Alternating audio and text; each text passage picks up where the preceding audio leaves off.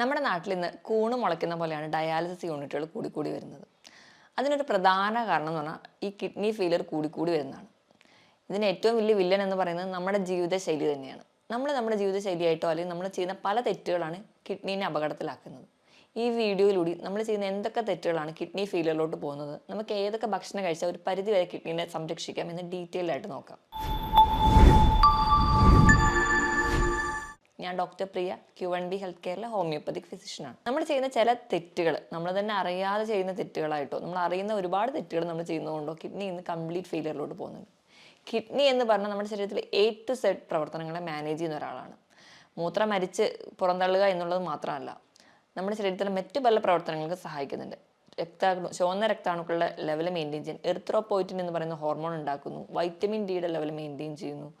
BP controlled ആക്കി നിർത്തുന്നു. ഇവയൊക്കെ കിഡ്നിയുടെ പ്രവർത്തനം കൊണ്ടാണ്. നമുക്ക് വേണ്ട ധാതുക്കളെയും ലവണങ്ങളെയൊക്കെ സോർട്ട് ഔട്ട് ചെയ്തെടുക്കുന്നതും ഈ കിഡ്നി തന്നെയാണ്. അപ്പം നമ്മുടെ ശരീരത്തിലെ ഒട്ടുമിക്ക പ്രവർത്തനങ്ങൾക്ക് സഹായിക്കുന്നതാണ് കിഡ്നി. ചെറിയ ചെറിയ അപകടങ്ങളൊക്കെ വന്നാലും കിഡ്നി പുറത്തോടൊന്നും ലക്ഷണങ്ങൾ കാണിക്കാതെയൊക്കെ ഒരു പരിധി വരെ മാനേജ് ചെയ്തു പോകും. പക്ഷെ നമ്മൾ ചെയ്യുന്ന ചില തെറ്റുകൾ എന്തൊക്കെയാണെന്ന് തിരിച്ചറിഞ്ഞ് നമ്മൾ അതൊന്നും ചെയ്യാതിരുന്നാൽ തന്നെ ഒരു പരിധി വരെ നമുക്ക് കിഡ്നി ഫെയിലിയർ തടയാൻ പറ്റും. ഏറ്റവും ഒന്നാമതായിട്ട് പറയുകയാണെങ്കിൽ നമ്മൾ തന്നെ നമ്മളെ ചികിത്സിക്കുക. ഇന്ന് നമ്മൾക്കറിയാം മിക്ക ഇലകളോ അല്ലെങ്കിൽ പഴങ്ങളോ നല്ലതാണ്, അല്ലെങ്കിൽ ഇന്ന രോഗങ്ങൾ തടയാൻ ഇത് നല്ലതാണ് എന്നൊക്കെ കേൾക്കുമ്പോൾ തന്നെ നമ്മൾ ധാരാളമായിട്ട് അതങ്ങ് കഴിക്കും. ഏറ്റവും വലിയൊരു ഉദാഹരണം എന്ന് പറഞ്ഞാൽ കുറച്ച് കാലം മുൻപ് തന്നെ കൊളസ്ട്രോൾ നിയന്ത്രിക്കാൻ വേണ്ടിയിട്ട് നമുക്കറിയാം നമ്മൾ കഴിക്കുന്ന ഇരുമ്പൻ പുളി നല്ലതാണെന്ന് പറയുന്നത് കേട്ടിട്ട് ഒരുപാട് ആൾക്കാർ ഈ ഇരുമ്പൻ പുളി എടുത്ത് ജ്യൂസാക്കി അതങ്ങ് ദിവസവും കുടിക്കാൻ തുടങ്ങി. അവിടെ കൊളസ്ട്രോൾ മെയിൻറ്റെയിൻ അല്ലെങ്കിൽ കൊളസ്ട്രോൾ കുറയ്ക്കാൻ വേണ്ടിയാണ് നമ്മളിത് കഴിച്ചിരുന്നതെങ്കിൽ ഇപ്പുറത്തെ സൈഡിൽ ഓക്സലേറ്റുകൾ അടിഞ്ഞ് കിഡ്നി ഡാമേജ് ആവുകയാണ്. നമ്മൾ തന്നെയാണ് നമുക്ക് രോഗങ്ങൾ ഉണ്ടാക്കി വെക്കുന്നത്. ഇതുപോലെയാണ് മറ്റ് പല കണ്ടീഷൻസ് എടുക്കുകയാണെങ്കിലും ചില ഇലക്കറികൾ പൊതുവേ നമുക്ക് ശരീരത്തിന് നല്ലതാണ്. അപ്പോൾ ഇലക്കറികൾ പാകം ചെയ്ത് കഴിക്കുകയാണെങ്കിൽ നമുക്ക് ദോഷമില്ല. ഇത് തന്നെ നമ്മൾ അരച്ച് പിഴിഞ്ഞ് ജ്യൂസായി കുടിക്കുന്നവരാണെങ്കിൽ ഇത് നമ്മുടെ കിഡ്നിനെ നശിപ്പിക്കുന്നു. നെല്ലിക്ക നമുക്ക് നല്ലതാണ്. ഏറ്റവും നല്ലപോലെ വൈറ്റമിൻ സി ഉണ്ട്. ഏറ്റവും നല്ല റിച്ച് സോഴ്സ് ആണെന്ന് നമുക്കറിയാം. എന്നാൽ കുറച്ച് അധികം വൈറ്റമിൻ സി കിട്ടിക്കോട്ടെ എന്ന് ഓർത്തിട്ട് കോവിഡ് കാലങ്ങൾക്ക് അല്ലെങ്കിൽ പല ഇൻഫെക്ഷൻസ് തടയാൻ വേണ്ടിയിട്ട് നമ്മൾ ചെയ്യുന്ന ഒന്നാണ് ഒരു ദിവസം ഒരു 8-10 നെല്ലിക്ക എടുത്ത് അരച്ച് ജ്യൂസാക്കി കുടിക്കുക. അത് നമുക്ക് ദോഷം ചെയ്യും. ദിവസം 1-2 നെല്ലിക്ക അത്രയും നമ്മുടെ ശരീരത്തിന് ആവശ്യമുള്ളൂ. ഞാൻ ഈ പറഞ്ഞതെല്ലാം നിങ്ങൾ ജ്യൂസാക്കി കഴിക്കുകയാണെങ്കിലാണ് പ്രശ്നം ഉണ്ടാവുക. നമ്മൾ പാകം ചെയ്തിട്ടാണ് കഴിക്കുന്നതെങ്കിൽ നമ്മൾ ഇപ്പോൾ ചീരയൊക്കെ ആണെങ്കിൽ ഒരു ലിമിറ്റിൽ നമുക്ക് കുക്ക് ചെയ്ത് കഴിക്കുകയാണെങ്കിൽ നമുക്ക് കുഴപ്പമില്ല. നമ്മൾ ആ ജ്യൂസാക്കി കഴിക്കുമ്പോഴാണ് ഈ പറഞ്ഞ പ്രശ്നങ്ങൾ ഉണ്ടാവുന്നത്. ഇനി അടുത്തൊരു പ്രശ്നം എന്ന് പറഞ്ഞാൽ പെയിൻ കില്ലേഴ്സിൻ്റെ അധികമായിട്ടുള്ള ഉപയോഗം. ഡോക്ടേഴ്സിനെ കാണാനോ അല്ലെങ്കിൽ ഡോക്ടറെ കാണാനുള്ള ബുദ്ധിമുട്ട് കൊണ്ടോ ഒരു സമയ ലാഭത്തിന് വേണ്ടിയിട്ടോ സ്വയം ചികിത്സിക്കുക. പനി വരുമ്പോൾ ഉടനെ പാരസെറ്റമോളോ അല്ലെങ്കിൽ മറ്റ് പെയിൻ കില്ലേഴ്സോ അല്ലെങ്കിൽ ടെമ്പറേച്ചർ കുറയ്ക്കാൻ മറ്റ് ടാബ്ലറ്റ്സോ ഡിപ്പെൻഡ് ചെയ്യുക.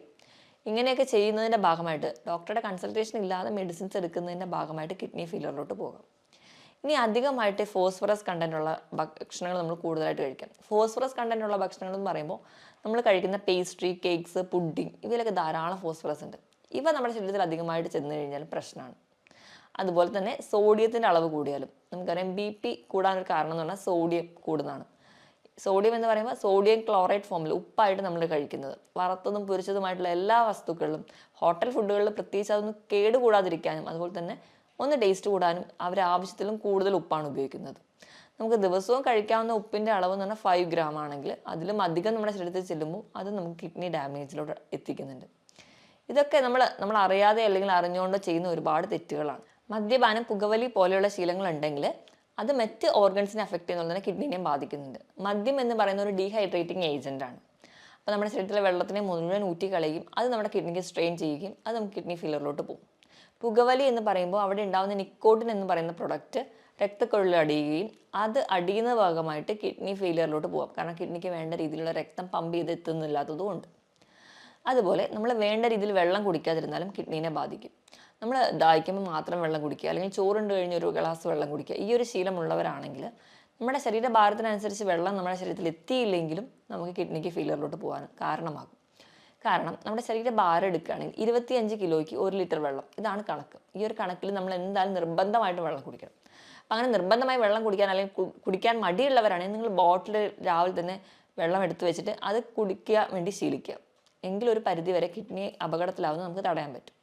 ഇനി ഉറക്കത്തിന് വലിയൊരു ഫാക്ടർ ഉണ്ട്. ഉറക്കം എങ്ങനെ കിഡ്നീനെ പ്രൊട്ടക്റ്റ് ചെയ്യുന്നു നോക്കിക്കഴിഞ്ഞാൽ ഉറങ്ങുമ്പോൾ ഒരു പരിധി വരെ ഒരു കുറഞ്ഞ അളവിലെങ്കിലും കിഡ്നിക്ക് ചെറിയൊരു റെസ്റ്റ് ഉണ്ട്. കിഡ്നിയുടെ ലോഡ് കുറച്ച് കുറവാണ്. അപ്പോൾ നമുക്ക് കിഡ്നിക്ക് ചെറിയൊരു റെസ്റ്റ് കൊടുത്താൽ തന്നെ അത് കുറച്ചധികം കാലം കൂടി ഓടാൻ സഹായിക്കും. ഇനി നമ്മുടെ ഭക്ഷണത്തിൻ്റെ കാര്യം എടുക്കുകയാണെങ്കിൽ നമുക്കറിയാം, നമുക്ക് കൂടുതൽ ഇഷ്ടം നോൺ വെജ് ഫുഡ് കഴിക്കാനാണ്. എത്ര രാത്രി വൈകിയാലും പുറത്തു പോയി ഭക്ഷണം കഴിക്കാൻ നമുക്ക് എല്ലാവർക്കും ഇഷ്ടമാണ്. അതുകൊണ്ട് തന്നെയാണ് നമ്മുടെ നാട്ടിൽ രാത്രിയാണ് കൂടുതലും ഹോട്ടലുകളൊക്കെ പ്രവർത്തിക്കുന്നത്. രാവിലത്തെ ബ്രേക്ക്ഫാസ്റ്റ് നമ്മളെല്ലാവരും തന്നെ സ്കിപ്പ് ചെയ്യാൻ റെഡിയാണ്. അതുപോലെ തന്നെ ഉച്ചത്തെ ലഞ്ച് നമുക്കൊന്ന് മോഡറേറ്റ് ആയിട്ട് കൺട്രോൾ ചെയ്യാൻ ഇഷ്ടപ്പെടുന്നവരാണ്. പക്ഷേ രാത്രി നല്ല ഹെവി ആയിട്ട് തന്നെ കഴിച്ചിട്ട് കിടക്കും.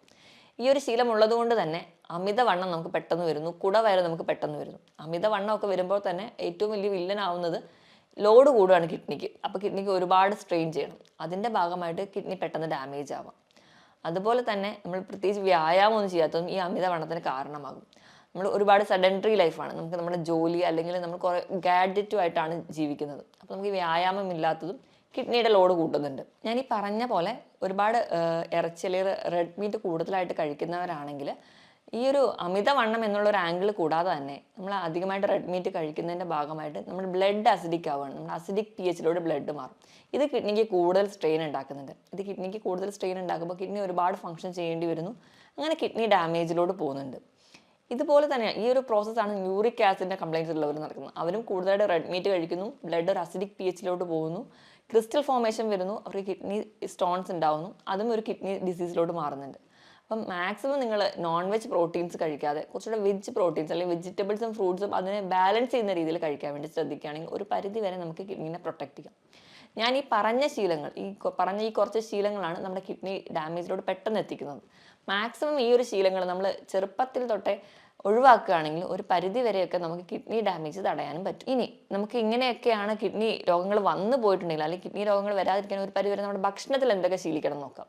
അപ്പം ഡയബറ്റീസോ BP കൊളസ്ട്രോൾ പോലെയുള്ള രോഗങ്ങളുള്ളവരാണെങ്കിൽ നിങ്ങൾ ബേസിക്കായിട്ട് അത് കൺട്രോൾ ചെയ്യുമ്പോൾ തന്നെ ഒരു പരിധി വരെ നമുക്ക് കിഡ്നിയുടെ ഡാമേജ് ഒക്കെ കൺട്രോൾ ചെയ്യാൻ പോകാം. അപ്പം നമുക്ക് കിഡ്നീനെ പ്രൊട്ടക്ട് ചെയ്യാൻ വേണ്ടി നമ്മൾ കഴിക്കേണ്ട ചില ഭക്ഷണങ്ങൾ എന്തൊക്കെയാണെന്ന് നോക്കാം. ഒന്നാമതായിട്ട് ക്യാപ്സിക്കത്തിൽ ലൈക്കോപ്പീൻ എന്ന് പറയുന്ന ഒരു ആൻറ്റി ഓക്സിഡൻസ് ഉണ്ട്. അതൊരു പരിധി വരെ കിഡ്നിക്ക് ഉണ്ടാകുന്ന നീർക്കെട്ടുകളോ ഇൻഫ്ലമേഷൻസോ കുറയ്ക്കുന്നുണ്ട്. അതുപോലെ തന്നെ ധാരാളം ഫൈബേഴ്സും വൈറ്റമിൻ B6 ഒക്കെ ഫോളേറ്റ്സും ഒക്കെ ഈ ക്യാപ്സിക്കത്തിലുണ്ട്. ഈ ഫോളേറ്റ്സും വൈറ്റമിൻ B6 ഒക്കെ ഉള്ളതുകൊണ്ട് തന്നെ ഒരു പരിധി വരെ നമുക്ക് RBC പ്രൊഡക്ഷന് സഹായിക്കും. അപ്പോൾ കിഡ്നി ഡാമേജ് ഒക്കെ ആയിട്ട് എറിത്രോപോയിറ്റിനൊക്കെ കുറഞ്ഞ രീതി നിൽക്കുകയാണെങ്കിൽ നമുക്ക് HB കുറയുന്നത് കാണാം. നല്ലപോലെ ക്ഷീണമൊക്കെ ഉള്ളവരാണെങ്കിൽ ഇത് കഴിച്ചാൽ ഒരു കുറച്ചൊക്കെ മാനേജ് ചെയ്യുന്നത് കാണാൻ പറ്റും. ഇതുപോലെ തന്നെ ക്യാബേജിലും ഈ പറഞ്ഞ രീതിയിൽ ഫോളേറ്റ്സും ഫൈബേഴ്സും ഒക്കെ ധാരാളം അടങ്ങിയിട്ടുണ്ട്. ഇവ നമ്മുടെ കിഡ്നിനെ പ്രൊട്ടക്ട് ചെയ്യാനും ഒരു പരിധിവരെ നീർക്കെട്ടുകൾ കുറയ്ക്കുന്നതിന് സഹായിക്കും. ഇനി നമുക്ക് മഞ്ഞൾ നല്ലൊരു ആൻറ്റി ഓക്സിഡൻ്റ് ആണ് നമുക്കറിയാം. അതുപോലെ തന്നെ മഞ്ഞളിലുള്ള ആൻറ്റി ഓക്സിഡൻ്റ് കുർക്കുമിൻ എന്ന് പറയുന്നത് നമ്മുടെ കിഡ്നിയിൽ ഉണ്ടാകുന്ന നീർക്കെട്ടുകൾ ഒരു പരിധി വരെ കുറയ്ക്കുന്നുണ്ട്. ഇനി മറ്റൊന്ന് പറഞ്ഞാൽ ഒലിവ് ഓയിലാണ്. ഒലിവ് ഓയിൽ എന്ന് പറയുന്നത് നമുക്കറിയാം നല്ലൊരു ആൻറ്റി ഓക്സിഡൻ്റ് ആണ്. അതുപോലെ ഇതിൽ അടങ്ങിയിട്ടുള്ള ഫാറ്റി ആസിഡ് എന്ന് പറയുന്നത് ഒലീക് ആസിഡ്, ഇവ നമുക്ക് കിഡ്നിക്ക് ഉണ്ടാകുന്ന ഒരു സ്ട്രെയിൻ കുറയ്ക്കുന്നതായിട്ട് കാണാം. ഒലിവ് ഓയിൽ നമുക്ക് ഏറ്റവും നല്ലതെന്ന് പറഞ്ഞാൽ സാലഡിലൊക്കെ ഒരു ഡ്രസ്സിംഗ് ആയിട്ട് ഉപയോഗിക്കാം. ഒരിക്കലും കുക്ക് ചെയ്യാൻ വേണ്ടിയിട്ടല്ല, ജസ്റ്റ് സാലഡൊക്കെ ഉണ്ടാക്കി ഞാൻ മുകളിൽ ഒരു ഡ്രസ്സിംഗ് ആയിട്ട് ഒലിവ് ഓയിൽ കഴിക്കുകയാണെങ്കിൽ നിങ്ങൾക്ക് നല്ലതാണ്. അതുപോലെ തന്നെ അതിൽ ധാരാളം omega-3 ഫാറ്റി ആസിഡ്സ് ഉണ്ട്. ഇനി ഏറ്റവും നല്ലതെന്ന് പറയുന്നത് ആപ്പിളാണ്.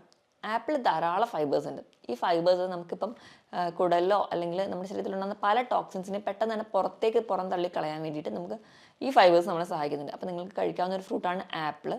അതുപോലെ തന്നെ തണ്ണിമത്തൻ കഴിക്കുമ്പോൾ അതിലും ഈ ലൈക്കോപ്പിൻ എന്ന് പറയുന്ന ആൻറ്റി ഓക്സിഡൻസ് ഉണ്ട്. അത് നമുക്ക് ഇൻഫ്ലമേഷൻ കുറയ്ക്കുന്നുണ്ട്. അതുപോലെ തണ്ണിമത്തൻ നമുക്ക് നല്ല ഹൈഡ്രേഷൻ തരുന്ന ഒരു ഫ്രൂട്ടാണ്. അപ്പോൾ അതും നിങ്ങൾക്ക് ഉൾപ്പെടുത്തുന്ന ഒരു പരിധിവരെ കിഡ്നിനെയൊക്കെ സംരക്ഷിക്കാൻ വേണ്ടി സഹായിക്കും. ഇനി ഇത് കൂടാതെ തന്നെ നമുക്ക് നമ്മുടെ ഉപ്പിൻ്റെ അളവൊന്ന് നിയന്ത്രിക്കാൻ വേണ്ടി ശ്രദ്ധിക്കുക. കിഡ്നീനെ അപകടത്തിലാക്കുന്നതിന് മുൻപ് നിങ്ങളുടെ ഉപ്പിൻ്റെ അളവ് നിങ്ങൾ കഴിക്കുമ്പോൾ മാക്സിമം വറുത്തതും പൊരിച്ചതൊക്കെ ഒഴിവാക്കിയിട്ട് ഇതൊക്കെ കഴിക്കുന്നതിനോടൊപ്പം തന്നെ നിങ്ങളുടെ ഉപ്പിൻ്റെ അളവ് മെയിൻറ്റെയിൻ ചെയ്യുക. മാക്സിമം നിങ്ങൾ ഫുഡൊക്കെ കഴിക്കുമ്പോൾ ഒരു 4 ഗ്രാമിലൊക്കെ കൂടാതിരിക്കാൻ വേണ്ടി ശ്രദ്ധിക്കുക. അപ്പോൾ നമുക്ക് ഉപ്പിൻ്റെ അളവ് മെയിൻറ്റെയിൻ ചെയ്യുന്ന ഒരു പരിധി വരെ കിഡ്നി ഡാമേജ് ഒക്കെ കുറയ്ക്കാൻ പറ്റും. ഇനി ഭക്ഷണത്തിൽ ഉൾപ്പെടുത്തുന്നതാണ് വെളുത്തുള്ളിയിൽ അല്ലിസിൻ എന്ന് പറയുന്ന ഒരു കണ്ടന്റ് ഉണ്ട്. ഇതും നമുക്കൊരു പരിധി വരെ കിഡ്നി ഡാമേജ് കുറയ്ക്കാൻ പറ്റും. അതുപോലെ ഇഞ്ചിയിൽ അടങ്ങിയിട്ടുള്ള കണ്ടന്റ് നമുക്ക് ശരീരത്തിലുണ്ടാകുന്ന നീർക്കെട്ടുകൾ കുറയ്ക്കുന്നു. അതുപോലെ തന്നെ കിഡ്നി ഡാമേജ് ഉണ്ടാകുമ്പോൾ ഒരുപാട് പേർക്ക് ഉണ്ടാകുന്ന ഒരു ബുദ്ധിമുട്ടാണ് നടുവിന് കഴപ്പ്, നടുവേദനയൊക്കെ. ഈ ഒരു പ്രശ്നവും നമുക്കൊരു പരിധി വരെ കുറയ്ക്കാൻ പറ്റും. അതുപോലെ തന്നെ ഇഞ്ചി നല്ലൊരു ഡയൂറെറ്റിക്കായിട്ടും ആക്ട് ചെയ്യുന്നുണ്ട്. ധാരാളം ഇലക്കറികളൊക്കെ കഴിക്കുക. ഇലക്കറികൾ എന്ന് പറയുമ്പോൾ നമ്മൾ ചീര മാത്രമല്ല, അല്ലാതെ മറ്റ് ബ്രക്കോളി അങ്ങനെയുള്ള ഇലക്കറികളൊക്കെ ധാരാളമായി കഴിക്കാൻ വേണ്ടി ശ്രദ്ധിക്കുക. ഇപ്പോഴും പാചകം ചെയ്ത് കഴിക്കുമ്പം ഇതിൽ നിന്ന് നമുക്ക് നമ്മുടെ RBC പ്രൊഡക്ഷൻ ആവശ്യമായിട്ടുള്ള വൈറ്റമിൻസ് അല്ലെങ്കിൽ മിനറൽസോ അല്ലെങ്കിൽ അയണൊക്കെ നമുക്ക് കിട്ടുന്നുണ്ട്. നമുക്ക് ഈ ഒരു RBC കുറയുന്നതുകൊണ്ടോ അല്ലെങ്കിൽ HB കുറയുന്നതുകൊണ്ടോ ഉണ്ടാകുന്ന ക്ഷീണവും ഒരു പരിധി വരെ കുറയ്ക്കാൻ പറ്റും. ഈ പറഞ്ഞ രീതിയിലൊക്കെ ഭക്ഷണം കഴിക്കുകയാണെങ്കിൽ ഒരു പരിധി വരെയൊക്കെ നമുക്ക് നമ്മുടെ കിഡ്നിനെ സംരക്ഷിച്ച് നിർത്താൻ പറ്റും. ഇനിയിപ്പോൾ നമ്മൾ കഴിക്കുന്ന ഭക്ഷണത്തിൽ പ്രോട്ടീൻ്റെ അളവ് നോക്കുകയാണെങ്കിൽ 1 കിലോയ്ക്ക് 1 ഗ്രാം ഇതാണ് നമ്മൾ കഴിക്കുന്ന പ്രോട്ടീൻ്റെ അളവ്. അതായത് ഒരു 70 കിലോ ഉള്ള ഒരാളാണെങ്കിൽ 70 ഗ്രാം പ്രോട്ടീൻ അവർക്ക് കഴിക്കാം ഒരു ദിവസം. കിഡ്നി ഡാമേജ് ഒക്കെ സ്റ്റാർട്ട് ചെയ്തു അല്ലെങ്കിൽ ചെറിയ ചെറിയ ലക്ഷണങ്ങളൊക്കെ കണ്ടു തുടങ്ങിയിട്ടുണ്ടെങ്കിൽ നിങ്ങളുടെ പ്രോട്ടീൻ്റെ അളവ് കുറയ്ക്കുക. എപ്പോഴും നിങ്ങൾ പ്രിഫർ ചെയ്യേണ്ടത് വെജിറ്റബിൾ പ്രോട്ടീൻസ് ആണ്. പയർ, കടല, പരിപ്പ്, കൂണ്, അതേപോലെ പനീർ ഇവയൊക്കെ കൂടുതലായിട്ട് കഴിക്കുക. മാക്സിമം നിങ്ങൾ അനിമൽ പ്രോട്ടീൻസ്, റെഡ് മീറ്റ് ഒക്കെ കുറയ്ക്കാൻ വേണ്ടി ശ്രദ്ധിക്കുക. ഇപ്പോൾ ഒരു കിഡ്നി പേഷ്യൻസ് ആയിക്കഴിഞ്ഞാൽ നിങ്ങൾ കഴിക്കേണ്ട പ്രോട്ടീൻ്റെ അളവ് എന്ന് പറഞ്ഞാൽ നിങ്ങളുടെ 1 കിലോയ്ക്ക് 0.8 ഗ്രാം മാത്രമേ പ്രോട്ടീൻ കഴിക്കാൻ പാടുള്ളൂ. ഇനി കൊഴുപ്പ് കഴിക്കുകയാണെങ്കിൽ നമ്മളൊരു ദിവസം കഴിക്കേണ്ട കൊഴുപ്പിൻ്റെ വെയിറ്റ് എന്ന് പറഞ്ഞാൽ 50 ഗ്രാം കൊഴുപ്പാണ്. കിഡ്നി ഡാമേജ് ഒക്കെ സ്റ്റാർട്ട് ചെയ്യുകയാണ്, അതിൻ്റെ ലക്ഷണങ്ങളൊക്കെ കണ്ടു തുടങ്ങിയിട്ടുണ്ടെങ്കിൽ കൊഴുപ്പ് ഒരു ദിവസം ഒരു 25 ഗ്രാം മാത്രമേ കഴിക്കാവുള്ളൂ. പകുതിയായിട്ട് കുറയ്ക്കണം. അതുപോലെ സോഡിയം, പൊട്ടാസ്യം ഒക്കെ ലെവൽ മെയിൻറ്റെയിൻ ചെയ്യാൻ വേണ്ടി ശ്രദ്ധിക്കുക. സോഡിയം ഞാൻ പറഞ്ഞ പോലെ വറുത്തതും പൊരിച്ചതൊക്കെ ഒന്ന് ഒഴിവാക്കുകയാണെങ്കിൽ, പപ്പടം, അച്ചാർ, ഉപ്പിലിട്ടതൊക്കെ ഒഴിവാക്കുകയാണെങ്കിൽ ഒരു പരിധി വരെ നമുക്ക് കൺട്രോൾ ചെയ്യാം. പൊട്ടാസ്യത്തിൻ്റെ ലെവൽ മെയിൻറ്റെയിൻ ചെയ്യാൻ വേണ്ടി നിങ്ങൾ അധികം പൊട്ടാസ്യമുള്ള ഭക്ഷണങ്ങളാണെങ്കിൽ ഒന്ന് ഒഴിവാക്കുക. കൂടുതലായിട്ട് പൊട്ടാസ്യം അടങ്ങിയിരിക്കുന്നത് കരിക്ക്, ഏത്തപ്പഴം, മാതളം ഇവയിലൊക്കെയാണ്. മാക്സിമം നിങ്ങൾ കഴിയുമ്പോൾ ഫ്രൂട്ട്സ് തിരഞ്ഞെടുക്കുമ്പോൾ പൊട്ടാസ്യം കുറവുള്ള പൈനാപ്പിൾ, ആപ്പിൾ, ബെറീസ്, പേരയ്ക്ക ഇവയൊക്കെ കൂടുതലായിട്ട് തിരഞ്ഞെടുക്കാൻ വേണ്ടി ശ്രദ്ധിക്കുക. ഇനി ഏത്തപ്പഴമൊക്കെ കഴിക്കാൻ താല്പര്യം ഉണ്ടെങ്കിൽ വല്ലപ്പോഴും കഴിക്കുമ്പോൾ പുഴുങ്ങി കഴിക്കുകയാണെങ്കിൽ ഒരു പരിധി വരെയൊക്കെ നമുക്ക് സോഡിയം, പൊട്ടാസ്യത്തിൻ്റെ അളവ് കുറയ്ക്കാൻ പറ്റും. ഞാൻ ഈ പറഞ്ഞ രീതിയിലൊക്കെ ഭക്ഷണം കൂടുതലായിട്ട് ഹെൽത്തി ആയിട്ട് കഴിക്കുക, കൃത്യമായിട്ട് വ്യായാമം ചെയ്യുക, നല്ല രീതിയിൽ കൃത്യമായിട്ട് ഉറങ്ങുക. അതായത് ഒരു 6-7 മണിക്കൂർ കൃത്യമായിട്ട് തന്നെ ഉറങ്ങാൻ വേണ്ടി ശീലിക്കുക. വ്യായാമം ആഴ്ചയിൽ 5 ദിവസമെങ്കിലും മാക്സിമം നിർബന്ധമായിട്ട് തന്നെ ചെയ്യാൻ വേണ്ടി ശ്രദ്ധിക്കുക. നല്ല രീതിയിൽ തന്നെ നിങ്ങൾക്ക് ആവശ്യത്തിന് വേണ്ടിയുള്ള വെയിൽ കൊള്ളുക, കൃത്യമായി വെള്ളം കുടിക്കുക. അപ്പോൾ നിങ്ങൾക്ക് കുറച്ചുകൂടെ ഹെൽത്തി ആയിട്ട് ഇരിക്കാൻ പറ്റും. അതുപോലെ ഞാൻ ആദ്യം പറഞ്ഞ രീതിയിലുള്ള തെറ്റുകൾ മാക്സിമം ഒഴിവാക്കുക. അങ്ങനെയാണെങ്കിൽ ഒരു പരിധി വരെ നമുക്ക് നമ്മുടെ കിഡ്നീനെ പ്രൊട്ടക്റ്റ് ചെയ്യാൻ പറ്റും. ഞാൻ ഈ പറഞ്ഞ കാര്യത്തിൽ എന്തെങ്കിലും ഡൗട്ട് ഉണ്ടെങ്കിൽ നിങ്ങൾ താഴെ കാണുന്ന നമ്പറിൽ കോൺടാക്ട് ചെയ്യുക. മറ്റൊരു ഹെൽത്ത് ടോപ്പിക്കുമായിട്ട് വീണ്ടും കാണുന്നത് വരെ നന്ദി.